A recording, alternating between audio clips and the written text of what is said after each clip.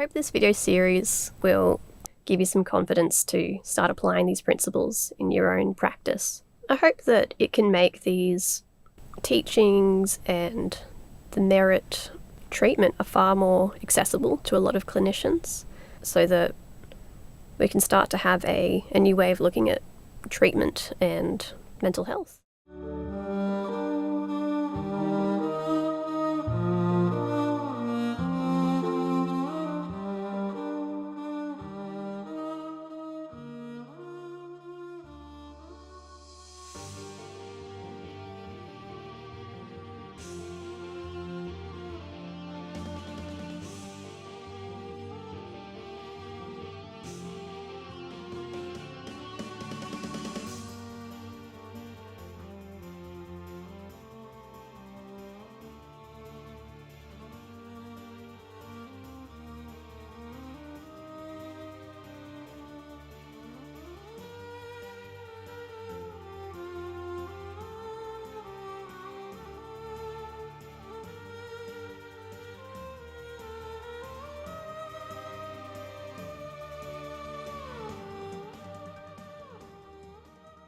So the overarching goal of merit remains to think with people about what is really the challenge that they're facing, what's possible for them, what are they up against, and how do they want to live with it? And for that to be a jointly reflective process that results in finding a way to live in the world, to be part of the human community in a way that's okay.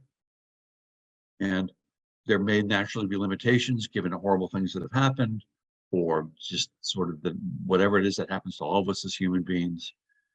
But I want there to be in my session some discussion between the two of us of what's really wrong and what's going on. And Merit wants to emphasize for joint reflection some really basic parts of this process, and they're parts that would enliven people's ability to do just this, to think about what's the problem and to make sense of it. And from the framework, this is not always easy for people with serious mental illness. In fact, it's often very difficult, and it may be very difficult for the man Deanne has described so well, in that it's difficult to put information together and to create this bigger picture. So we're helping people develop this capacity alongside of developing the picture of what's gone wrong and what's gone, and what to do with it. So I think about the elements in groups of in 3 groups. So for the first 4 elements, I want to know what does this person want? What are they seeking to do? What is ultimately their goal? And I want to talk with them about it and think about it. And I don't want to be necessarily right. I just want to have a thought about it. I think I may not buy something. It doesn't mean it's not true. It just is that's the thought I have. And I'm not omnipotent. I don't know everything. And none of us do it. And there should be no expectation. But I'd like to share what the thought is that I'm having. And while I'm doing that, I want to also talk about what it's like that I have a thought. So I'm not only wondering what you want from me as my patient, but I'm wondering what it's like as I form ideas. What's easy about it? What's helpful about it? What's not so easy about it? Where does it fall flat? And while we're doing that, I want to be hearing about real life events. I want to hear about specific things that have happened. I want narratives and ultimately a crystallized picture with you of what it is you're up against. What's really the big deal that's going on? And those are happening simultaneously. I mean, with the idea with merit is you could measure each of those separately, and we could say, well, I did this one, I didn't do that one, I did this other one really well. But there's certainly a synergy that's going on while we're talking about your life and what you want to do about it. So for the guy we've talked about, I get the idea that one of the agenda is for me to recognize things that perhaps he doesn't recognize or doesn't want to recognize, which has to do with the unreasonableness of other people and their extreme unreasonableness. And I want to be able to notice that the things you say to me cause me to assemble this idea. And I assemble this idea quite often. And it seems like somehow or another, I got that job of assembling it, not you, or at least we're not sharing it. Underneath all of this, we're also, as we've talked about, is the idea that especially people in states of fragmentation don't know what we're thinking. So we don't even know what we're thinking half the time, or I don't know what I'm thinking half the time. It takes a while. but it's especially mysterious for people in fragmented states. So saying those things creates some back and forth. And I think another interesting part of the presentation was that there's some topics that seem off limits. And boy, I would sure want to notice that this topic's off limit. Not to force the guy to talk about it, but I'd say it does seem that there are some boundaries here. It seems like this is not going to be a good session if I don't drop it. And I'm not going to ask why I have to drop it. I just want to notice that it's happening. And I want more stories. I want to hear about events. I wonder about, in this particular story, there's a child who's not cared for. And I guess I gravitate to that because for whatever reason, in a large group of guys I work with who have these issues, there's almost always an early child that's sired and they don't want any part of it. And guess what? It's almost always the fault of the woman. Doesn't mean that's the case of what's happening here, but that's incredibly familiar to me. So I want to know about the birth of the child. I want to know the name, what it was like, were they at the birth? Did they take the child to school? I want to know stories about this creature that they feel was a burden for them. I want to know what happened in their life once they stopped. And I feel like you're going to get all sorts of cover, like, oh, I was terribly sad, and it was. But I want to know details and facts. I'd like to be able to picture with the person sequences of events. And I feel like for people with this type of fragmentation, that oftentimes they feel like they know. It's already clear in their minds. There's no questioning. And a lot can be gained by just tell me some of the details. Tell me what it was like. And then I think a beautiful psychological problem emerges here, which is I don't feel things for people. And boy, I buy that, and I feel like that cuts right to the heart of the suffering, what goes on. But then there's a twist in the road, which is maybe this is because of something that just happened to me, because prior to this thing that happened to me, I was fine. This is also incredibly common in guys I work with who I conceptualize as narcissistic.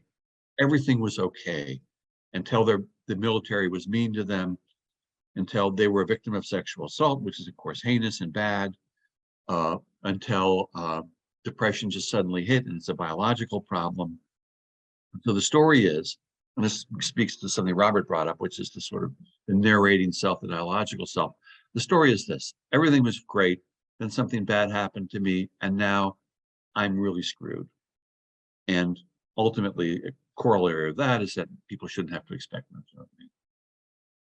But so all of these four things can come together as I hypothetically think with the patient who was presented, to form with him an idea of what it is that's happened and how he wants to live with it, and what the expectations he has of himself are, and what he wants from me.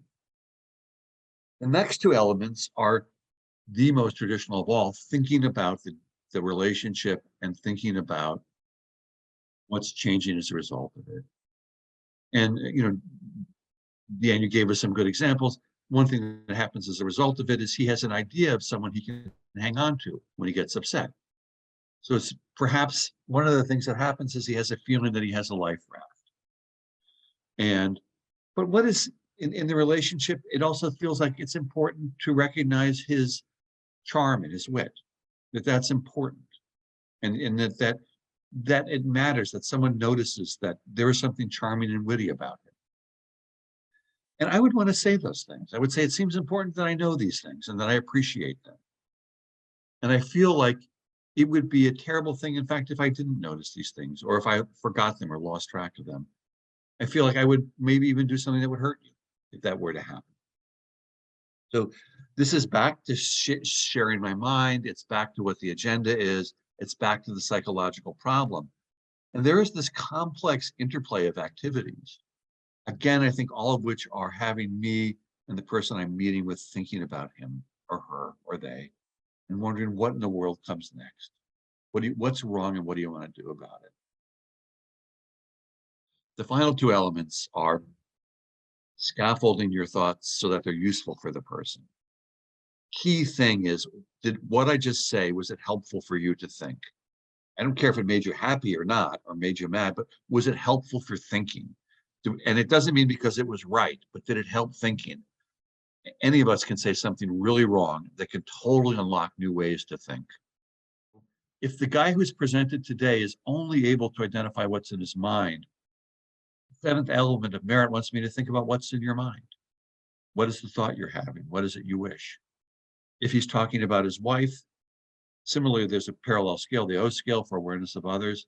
If he doesn't really recognize others' emotions, I'm not going to ask him what his wife feels. But I might ask him, what did she say?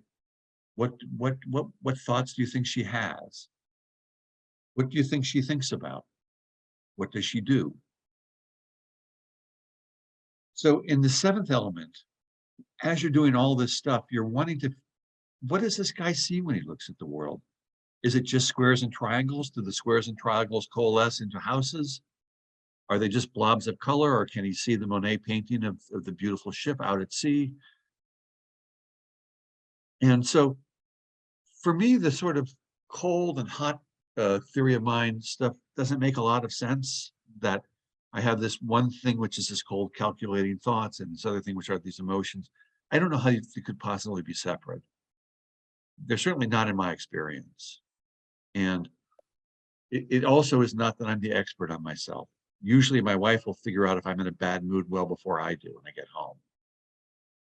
And she'll say, I think you're in a bad mood. And I'll say, no, I don't think I am. And then I'll realize, I guess I am. So we're not experts on ourselves. Again, it's always between people. But so I want to muse with this guy about what goes on in his mind, and not just his conclusions about things or details about the people who have done things to him that I should conclude are bad. But I want to know what bubbles up in his head. What does he think about what goes on? The last element is that of mastery, and this is what do we do about this? So how do I live with this? So I'm this way, or I'm that way, or these are the things that have happened to me. I'm limited in this sense. I'm unwilling to do this. What do I do with it? What do I do about it? And I think about my old patient Grieg, who I've talked about in lots of presentations, who decides his problem is he can't love anyone, and he decides to try to love a grandchild. And this is all stuff he figures out, and it's kind of compelling. And I think he finds a way to love that grandchild for a time. So it is ultimately action-oriented, but it's thinking about one's actions in the world and thinking about what one is doing. And I feel like there's so little agency in the guy we've heard who talked about it, that it seems like pretty much what he can do is shut down or threaten to destroy himself. And there's little else that's available for him. And so I want to meet him at that level. I'm going to assume that it's too complicated to think about action in more complex ways. And while I might be able to suggest some things that make sense, they don't make sense to him. And should he take on my suggestions, all he is my puppet. And he himself is not an actor doing things in the world.